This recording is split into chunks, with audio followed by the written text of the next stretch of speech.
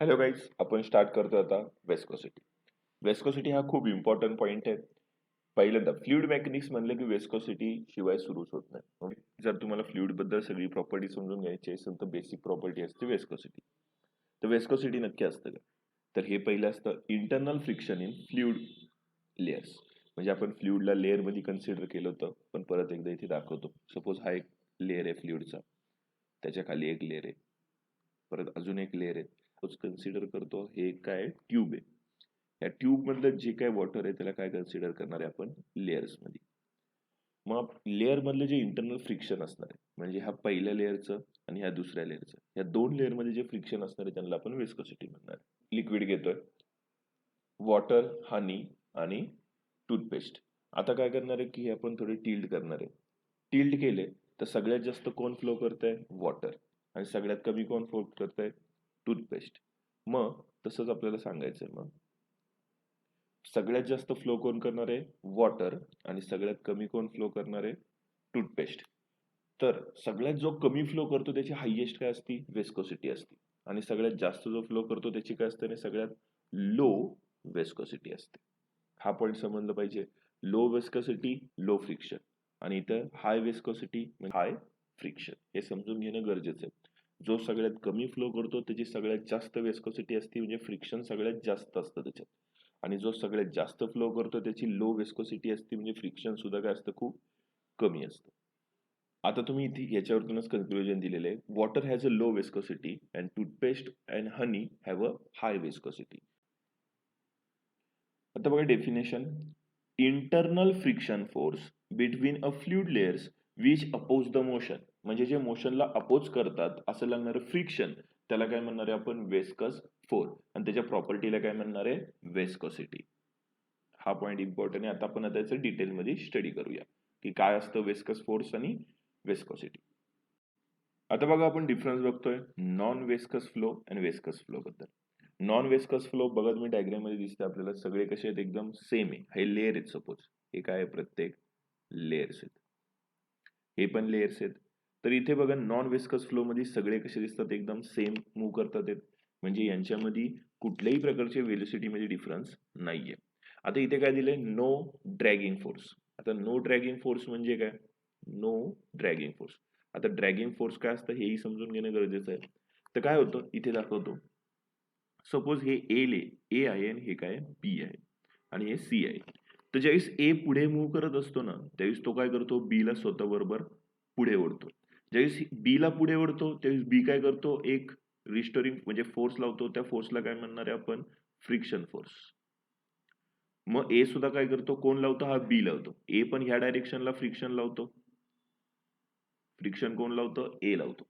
आणि बी ला स्वतः बरोबर ओढतो. मग ज्या फोर्सने ओढतो त्याला काय म्हणायचं असतं? Dragging force. तर इथे तसं काय होत नाही. कशामध्ये? नॉन वेस्कस फ्लो मध्ये तसं काय होत नाही. सगळे सेम स्पीडने चाललेले असतात. त्याच्यामुळे इथे लिहिले no dragging force. No dragging force म्हणजे लक्षात ठेवायचं नो वेस्कस फ्लो. आता याच्यामध्ये कशामध्ये? वेस्कस फ्लो मध्ये ड्रॅगिंग फ्लो असणार आहे. म्हणजे ए पुढे सरकायला लागला की बी पण काय होणार आहे? त्याच्याबरोबर पाठीमागे येणारच आहे. म्हणजे ए बी ला काय होणार आहे? ओढणार आहे.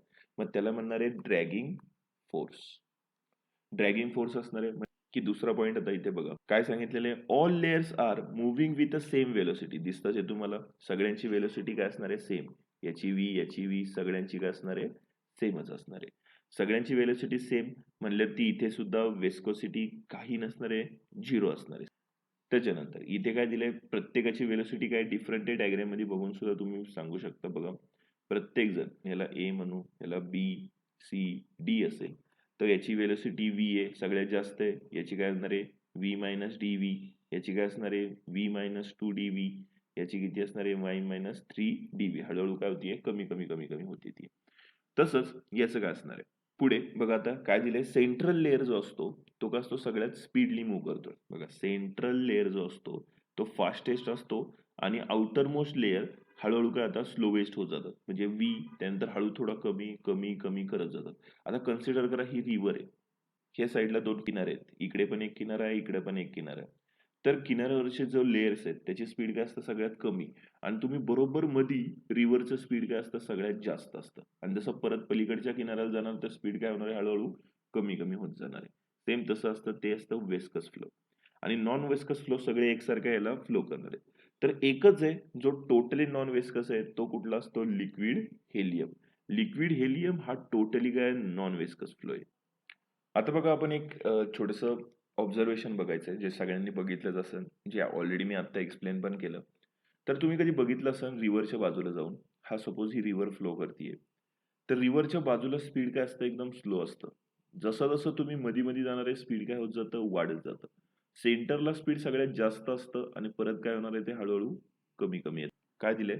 ऑब्झर्व केलं जर आपण water, the water near the both side of the river bank flow slowly.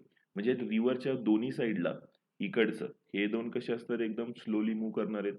आणि टुवर्ड्स द सेंटर आपण हळूहळू गेलो तर स्पीड काय होतं? हळूहळू ग्रॅज्युअली फास्ट होत जातं. आणि सेंटरला गेलं तर स्पीड कसं असतं? फास्टेस्ट. हे स्पीड काय असणार आहे? सगळ्यात फास्ट असणार आहे. बस एवढंसं पॉइंट आहे. मग याच्यावरतून कन्क्लुजन काय निघालं तुम्हाला? ते पण इम्पॉर्टंट आहे. काय कन्क्लुजन निघालंय? From this observation, it is clear that there is some opposing force between two adjacent layer. म्हणजे आपल्याला कळते की काहीतरी कुठल्याही दोन लेअर मध्ये, कुठल्याही दोन म्हणजे कसं, सपोज कन्सिडर करा आपण हा लेअर ए, हा लेअर बी, ह्या दोन लेअर मध्ये काहीतरी अपोजिशन फोर्स लागतो. त्या फोर्समुळे काय होतं? रिलेटिव्ह मोशन क्रिएट होतो, आणि रिलेटिव्ह मोशन क्रिएट झाल्यामुळे वेस्कोसिटी क्रिएट होती. मग तेच आपण आता स्टडी करणार आहे. आता बघा, सपोज आपण कन्सिडर करूया हे रिव्हर आहे, फ्लो करते. ही त्याचं काय बेड आहे, रिव्हर बेड. बरोबर, हे लिहितो इथं रिव्हर बेड. रिव्हर बेडला वेलोसिटी ही काय असते? 0. आता 0 का कन्सिडर करतात? कारण की बघा रिव्हरला असे स्टोन वगैरे असतात. बरोबर, असे स्टोन असतात. मग स्टोन असल्यामुळे इथं जे पाणी फ्लो करतं, इथे जे फ्लो करणारे वॉटर, ते वॉटर काय करणार आहे? याला धडकणार आहे, ह्या स्टोनला धडकणार आहे. त्याची वेलोसिटी काय होणार आहे? सारखी सारखी 0. पहिल्याला धडकायचं, दुसऱ्याला, तिसऱ्याला, असं सारखं सारखं धडकून त्याची वेलोसिटी 0, परत स्टार्ट, परत 0. म्हणून आपण सरळ सरळ काय म्हणतो? 0. आणि जसं जसं आपण वर येणार आहे तसं तसं त्याची वेलोसिटी काय ती वाढती. म्हणजे याची वेलोसिटी थोडीशी याची खालच्यापेक्षा जास्त असते, कारण की कमी दगडांनाच हे होणार ना. म्हणजे इथे एक अजून एक स्टोन आहे, ह्यालाच धडकणार, बाकीच्यांना नाही धडकणार तो, म्हणजे वेलोसिटी थोडीशी जास्त असणार. त्याच्यापुढे हा एक असणार, त्याच्यावरती अजून स्पीड वाढत जाणार, त्याच्यावरती अजून स्पीड वाढणार आहे, त्याच्यावरती अजून स्पीड वाढणार आहे. हे सपोज लेअर आहेत, वॉटरचे काय आहेत? लेअर आहेत. तर प्रत्येकाने हळूहळू काय होणार आहे? वरती सरफेस वरती सगळ्यात जास्त काय असणार आहे? त्याची वेलोसिटी असणार आहे. ही सरफेस आहे सपोज, इथे काय असणार आहे? सगळ्यात जास्त त्याची वेलोसिटी असणार आहे. तर काय होतं? आपण लेअरला नाव देऊ, ह्याला ए म्हणू, याला काय म्हणू? बी म्हणू. आता काय करणार आहे? ज्यावेळेस ए लेयर पुढे मूव्ह करायचं स्टार्ट करणार आहे, त्यावेळेस बी काय करणार आहे? त्याच्यावरती फ्रिक्शन फोर्स लागणार आहे. काय लावणार आहे? फ्रिक्शन लावणार आहे. कोण? बी लावणार आहे. तसंच ए पण काय करणार आहे? मग ए थांबणार नाहीये. ए काय करणार? लगेच तो त्याच्या अपोजिट डायरेक्शनला फ्रिक्शन फोर्स लावणार आहे बाय ए. कळतंय? म्हणजे ए पुढे जायचा प्रयत्न करतोय, बी मागे यायचा प्रयत्न करतोय. म्हणजे स्वतःला मेंटेन ठेवतोय. म्हणजे फोर्स मागे लावणार आहे. मग दोघांमध्ये फ्रिक्शन झालं. मग ह्याच फ्रिक्शनला आपण विस्कोसिटी म्हणायचं. मग फ्रिक्शन होणार आहे म्हणजे दोन, बघा दोन वेगवेगळे, एक पुढे जातोय, एक मागे ओढण्याचा प्रयत्न करतोय. मग रिलेटिव्ह मोशन येणार आहे. मग ह्या रिलेटिव्ह मोशन मुळेच काय तयार होतं? विस्कोसिटी तयार होती.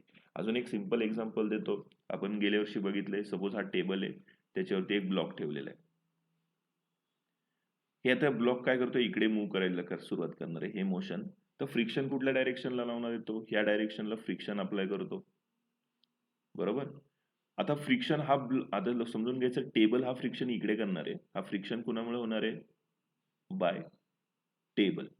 कशावरती? ब्लॉकवरती. आणि ह्या साईडला लगेच अपोजिंग फोर्स लागणार आहे, म्हणजे इकडे सुद्धा फ्रिक्शन होणार आहे. तो फ्रिक्शन कोण करणार आहे आता? Friction bye block. आणि कशावरती करणार आहे तो? टेबलवरती. घसरत जाणार ना टेबलवरती, मग त्याच्यावरती फ्रिक्शन करत जाणार. मग दोन्ही अपोजिट डायरेक्शनला फोर्स अप्लाय होत आहे, म्हणून ह्याला याच्यावरती काय होणार आहे? रिलेटिव्ह मोशन येणार आहे. मग रिलेटिव्ह मोशन खूप इम्पॉर्टंट पॉईंट बनतो. आता रिलेटिव्ह मोशन माहित नसेल तर तेही मी थोडक्यात तुम्हाला एक्सप्लेन करतो. आता बघा रिलेटिव्ह मोशन काय असतं? एकदम छोटा आणि इम्पॉर्टंट पॉईंट आहे रिलेटिव्ह मोशन. की काय होतं? सपोज कन्सिडर करा तुम्ही एका ट्रेन मध्ये बसलेत, ट्रेन ए मध्ये, आणि तुमच्या बाजूला अपोजिट डायरेक्शनला ट्रेन काय केली? बी गेली. आता तुमचं स्पीड आहे समजा 60 आणि याचं स्पीड आहे 20, बट तरी पण तुम्हाला ती बी वाली ट्रेन खूप जास्त स्पीडमध्ये एक्सपिरियन्स होती. का बरं? म्हणजे शेजारून एकदम स्पीडली निघून गेली, एकदम आवाज करत निघून जाते ना ती. तर का वाटतं असं? कारण की तुम्हीही मोशनमध्ये आणि ते सुद्धा काय मोशनमध्ये, दोन्ही एकमेकांच्या अपोजिट आहे म्हणून तुम्हाला एकदम जास्त वाटतं. अजून एक दुसरं एक्झाम्पल देतो, हे ट्रेनचं होतं. कारचं देतो एक एक्झाम्पल. सपोज तुम्ही कार ए आहे तुमची, तुम्ही 60च्या स्पीडने चाललेत आणि तुमच्या बाजूनी एक बी कार 70च्या स्पीडने गेली. तर तुम्ही नीट ऑब्झर्व्ह केलं असेल तर शेजारून जाणारी कारचं स्पीड एवढं आपल्याला एक्सपिरियन्स होत नाही 70. एकदम थोडंसं वाटतं. थोडंसं म्हणजे आपल्या लेव्हललाच वाटतं आणि ते हळूच पुढे निघून जातो. पण तेच तुम्ही जर बाजूला उभं राहून बघितलं तर दोन्ही कार काय होणार आहेत, खूप जास्त स्पीडमध्ये ट्रॅव्हल करताना दिसणार आहेत. मग हे सगळं काय एक्सपिरियन्स झालं? कारण की आपण रिलेटिव्ह मोशन परफॉर्म करतो. फ्लुइड कुठला असणार आहे? आयडियल असेल का रिअल असेल? मला सांगा, आयडियल असेल का नसेल? ऑब्व्हियसली नाही. का नाही तो? कारण की ते काय असतं, नॉन वेस्कस असतं. म्हणजे आयडियल नाहीये. हे कुठलं फ्लुइड असणार आहे? रिअल फ्लुइड असणार आहे. ओके, म्हणून आपण हे फ्रिक्शन म्हणजे वेस्कोसिटी हा टॉपिक आला तर हा फक्त रिअल फ्लुइड साठी यूज केला जातो. आयडियल फ्लुइड साठी यूज केला जात नाही. सगळ्यांना समजलं हे फ्रिक्शनमुळे काय तयार होणार? वेस्कोसिटी तयार होणार आहे. म्हणजे ह्या फोर्सला, म्हणजे ह्या दोन फ्रिक्शनमुळे जे तयार होतं among horizontal layers create viscous force. काय तयार करणार आहे? Viscous force. आणि याच्याच प्रॉपर्टीला काय म्हणणार आहे आपण मग? विस्कोसिटी. आता बघा, अजून एक पॉइंट आहे. आता कन्सिडर करा हा लेयर ए आहे आणि त्याच्या बरोबर मागे कुठला लेयर चाललाय? बी चाललाय. तर ज्यावेळेस ए लेयर पुढे जायचा प्रयत्न करत असतो, तो काय करतो? बी तुम्हाला सांगितलं मी इकडे फ्रिक्शन लावणार आहे. कोण लावणार आहे? फ्रिक्शन बी लावणार आहे. आणि ए ह्या डायरेक्शनला लावणार आहे फ्रिक्शन. फ्रिक्शन कोण लावणार आहे? ए लावणार आहे. मग आता काय होतं, ए ज्यावेळेस इकडे जातो त्यावेळेस तो बी ला काय करतो? स्वतः बरोबर ह्या डायरेक्शनला ओढतो. मग जो ओढतो त्या फोर्सला काय म्हणणार आहे आपण? Dragging force. Dragging force. आणि ह्या कन्सेप्ट मध्ये त्या ड्रॅगिंग फोर्सला नाव काय आहे? आणि ह्या कंडिशनला त्याला काय म्हणणार आहे आपण मग? वेस्कस ड्रॅग. आय होप सगळ्यांना वेस्कस ड्रॅग म्हणजे काय? ड्रॅगिंग फोर्स जो असतो त्यालाच काय म्हणणार आहे आपण? वेस्कस ड्रॅग. ए बी ला ज्या फोर्सने ओढणार आहे त्या फोर्सला काय म्हणणार आहे आपण? Dragging force. इथे लिहिले बघा, relative motion between different layer of a fluid experience a dragging force. Experience a dragging force is called viscous drag. कळतं? आता लिक्विड मध्ये ड्रॅगिंग फोर्स काय असतो आणि गॅसमध्ये, लिक्विडमध्ये आणि गॅसमध्ये. लिक्विडमुळे कशामुळे परफॉर्म होतो तो? Dragging force is due to short range molecules of cohesive force. आता कोहेसिव्ह फोर्स म्हणजे काय? समजा वॉटर मॉलिक्युल्स दुसऱ्या वॉटर मॉलिक्युल्स बरोबर कॉन्टॅक्ट मध्ये आले. कशामध्ये आले? कॉन्टॅक्ट मध्ये आल्यावरती जो फोर्स लागतो त्याला काय म्हणणार आहे आपण? Cohesive force. म्हणजे अट्रॅक्शनचा फोर्स होणार ना, त्याला कोहेसिव्ह फोर्स म्हणतात. त्याच्यामुळे काय तयार होणार आहे इथे? ड्रॅगिंग फोर्स तयार होणार. आणि गॅसेस मध्ये काय करतात? मॉलिक्युल्स खूप स्पीडने मूव्ह करत असतात. काय करणार? खूप स्पीडनी मूव्ह करत असतात.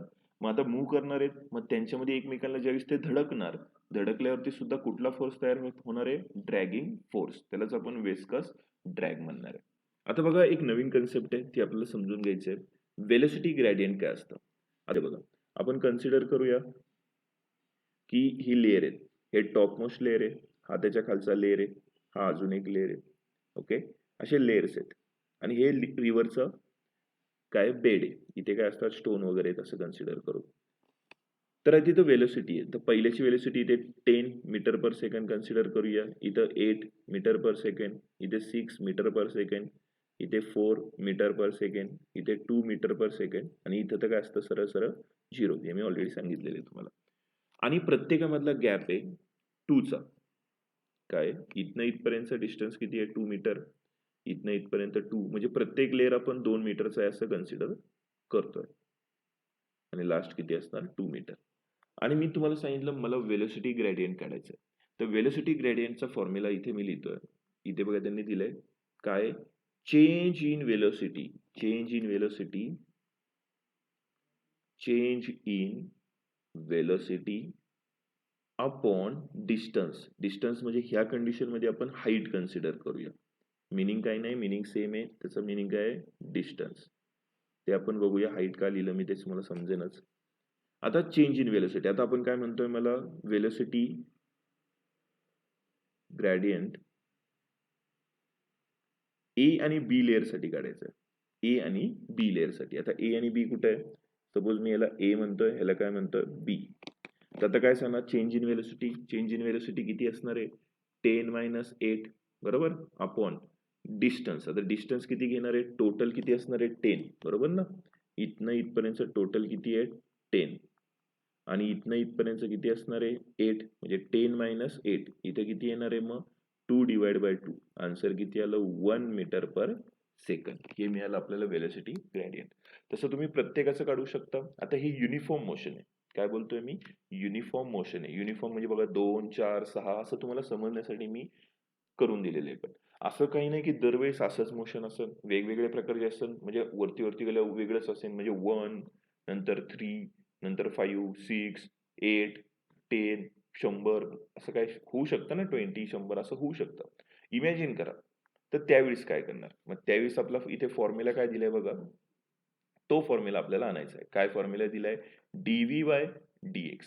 तो कसा आणायचा तोही मी तुम्हाला सांगतो. आता बघा, ही डायग्राम आहे. ह्या डायग्राम वरतून आपल्याला वेलोसिटी ग्रेडियंट काढायचं. काही वेगळा पॉईंट नाही, सेम आहे. काय करणार आहे आता? Velocity gradient. हे कसं काढणार आहे? सेम तेच. आता मला ए लेअर आणि बी लेअर ह्या दोन मधलं काढायचं. फॉर्म्युला काय असतो? Change in velocity. Change in velocity म्हणजे किती असणार? v + dv मायनस v आणि डिवाइड बाय. याचं पण डिस्टन्स त्यांनी इथे दिलेलं आहे. काय असणार? इथनं इथपर्यंत ए पर्यंत डिस्टन्स किती आहे? x + dx आणि मायनस काय घेणार आहे आपण? बी पासून बॉटम पर्यंत. ते किती आहे? x आहे. आता कॅन्सल आउट होणार आहे. काय होणार आहे? v ला -v कॅन्सल, x ला -x कॅन्सल आणि आन्सर काय राहणार आहे मग? dv/dx. हे मिळालं तुम्हाला फायनल आन्सर. हे तुम्हाला पूर्ण वेलोसिटी ग्रेडियंट साठी मी एक्सप्लेन केलेला पॉइंट आहे. आता बघा, नवीन पॉइंट आहे. तर फ्रिक्शन बद्दल बोलणार आहे. तर पहिलं बघणार आहे आपण आता सॉलिड फ्रिक्शन. हा पॉइंट ऑलरेडी तुम्हाला झालेला आहे, बट आता बघा. सपोज हा एक सरफेस आहे आणि याच्यावरती काय एक ऑब्जेक्ट ठेवलेला आहे. आता हा या साईडला काय करतोय? मोशन करतोय. तर याच्यावरती एक नॉर्मल फोर्स ऍक्ट होतो, करेक्ट? आता याच्यात दोन टाईप पडतात. एक असतं स्टॅटिक आणि दुसरं असतं कायनेटिक. बरोबर, शिकलो आपण. स्टॅटिक म्हणजे रेस्ट आणि कायनेटिक म्हणजे मोशन मध्ये असले. त्याचं फ्रिक्शन, मॅक्झिमम फ्रिक्शनचा फॉर्म्युला काय असतो? μs(n). त्याला लिमिटिंग व्हॅल्यू म्हणतो आपण. आणि याचं कायनेटिक फ्रिक्शनचा काय फॉर्म्युला असणार आहे? μk(n). आता हे कशावरती? याला काय म्हणणार आहे? Coefficient of friction. आता हे कशावरती डिपेंड असणार आहे? ते लिहितोय. Depends on two surface in contact. बरोबर. मग आता ह्याच्यावरती डिपेंड असणार आहे. बट आता ह्या फॉर्म्युल्यामध्ये तुम्ही कुठे बघितलं का की बॉडीच्या रिलेटिव्ह वेलोसिटीवरती काय डिपेंड आहे? काय बोलतोय मी? बॉडीच्या रिलेटिव्ह वेलोसिटीवरती काही डिपेंड आहे का याचं फ्रिक्शन? बिलकुल नाहीये. काही दिलेलंच नाहीये वेलोसिटी बद्दल. बारे याची स्पीड आहे समजा 2 मीटर पर सेकंद आणि दुसरा आहे तो किती आहे? 20 मीटर पर सेकंद असेल. तर ह्या दोघांमध्ये वेलोसिटीचा काय फरक पडणार आहे का? नाही. दोघांमध्ये फ्रिक्शन काय राहणार आहे? म्हणजे याला फ्रिक्शन 2 म्हणूया, इथलं फ्रिक्शन 1 म्हणूया. फ्रिक्शन 1 = काय राहणार आहे? फ्रिक्शन 2. चेंजेस काही येणार नाहीये. आणि दुसरा पॉइंट, याच्या एरियाचा काय फरक पडणार नाहीये. इथे लिहितो एरिया ऑफ कॉन्टॅक्ट.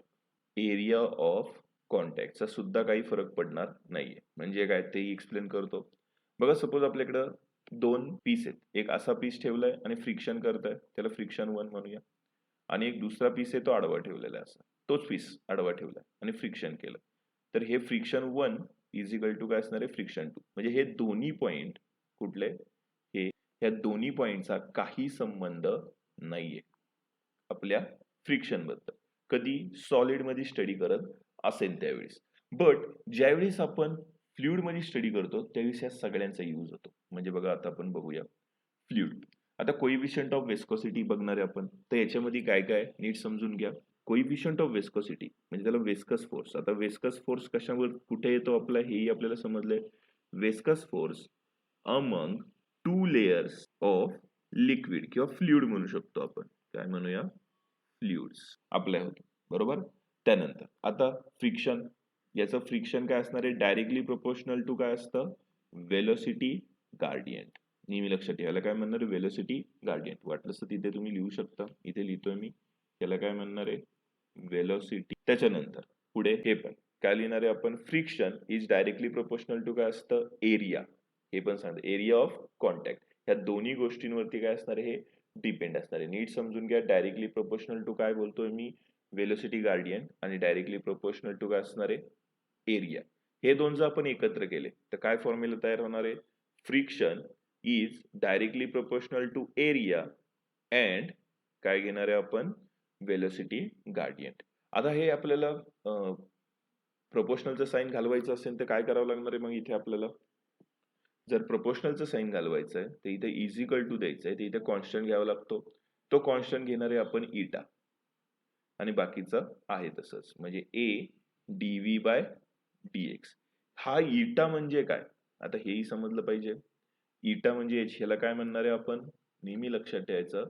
ह्याला म्हणणार आहे आपण कोइफिशियंट ऑफ विस्कोसिटी बोलणार आहे. आता आपल्याला कोइफिशियंट ऑफ विस्कोसिटीचा फॉर्म्युला काढायचा आहे. म्हणजे एनचा फॉर्म्युला काढायचा आहे. तर काय मिळणार आहे मग आपल्याला? F upon A D V by D x. हा मिळाला आपल्याला फॉर्म्युला. आता आपण युनिट बद्दल बोलणार आहे. विस्कोसिटीच्या युनिट बद्दल.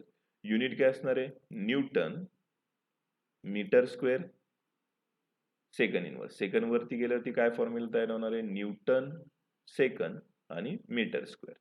त्याच्यानंतर हे झालं काय? SI unit. आणि सीजीएस युनिट काय असणार आहे मग? डाईन. न्यूटनच्या ऐवजी काय? डाईन सेकंड डिवाइड बाय काय? Centimetre square. आणि अजून एक युनिट आहे सीजीएसचं. ते खूप इम्पॉर्टंट आहे. सीजीएस युनिट जे खूप वेळा यूज होतं त्याचं नाव असतं पॉईज. हे कशाचं युनिट आहे? विस्कोसिटीचं युनिट आहे. इटाची व्हॅल्यू कशावरती डिपेंड असणार आहे? Depends on temperature. हे लक्षात आलं पाहिजे. कशावरती असणार आहे? टेम्परेचर. म्हणजे टेम्परेचर जर इन्क्रीज झालं तर याची व्हॅल्यू काय होणार आहे? कोइफिशियंट ऑफ विस्कोसिटीची कमी होणार आहे. कशामध्ये? लिक्विडमध्ये. कधी? लिक्विडमध्ये. बट गॅसमध्ये उलट असतं. जर टेम्परेचर वाढलं तर इटाची व्हॅल्यू सुद्धा काय होती? वाढते. एवढं लक्षात ठेवा. हाही पॉईंट खूप इम्पॉर्टंट आहे. आता तुम्हाला समजलं पाहिजे इथे लिक्विडमध्ये आणि गॅसमध्ये असं वेगळे काय. तर टेम्परेचर वाढलं तर लिक्विडमध्ये काय होतं? टेम्परेचर वाढलं तर मॉलिक्युल्स लांब जाणार आहेत.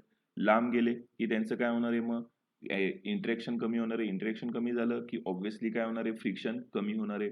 तसंच गॅसमध्ये उलट असतं. टेम्परेचर वाढलं तर त्याची वेलोसिटी काय होती? त्यांच्या पार्टिकलची वाढती. वेलोसिटी म्हणजे जास्त स्पीडने पळायला लागतात. पण जेवढे जास्त स्पीडने पळणार आहेत गॅस ते एकमेकांना जास्त धडकणार आहेत. जास्त धडकले तर त्याची विस्कोसिटीची व्हॅल्यू सुद्धा काय होणार आहे? वाढणार आहे. हे असे दोन यांचं डिफरन्स आहे. हे समजून घेणं सुद्धा खूप इम्पॉर्टंट आहे. की का टेम्परेचर वाढल्यावरती कमी होतंय? का टेम्परेचर वाढल्यावरती यांच्या इटाची व्हॅल्यू सुद्धा वाढतीये? हे कळणं खूप गरजेचं आहे.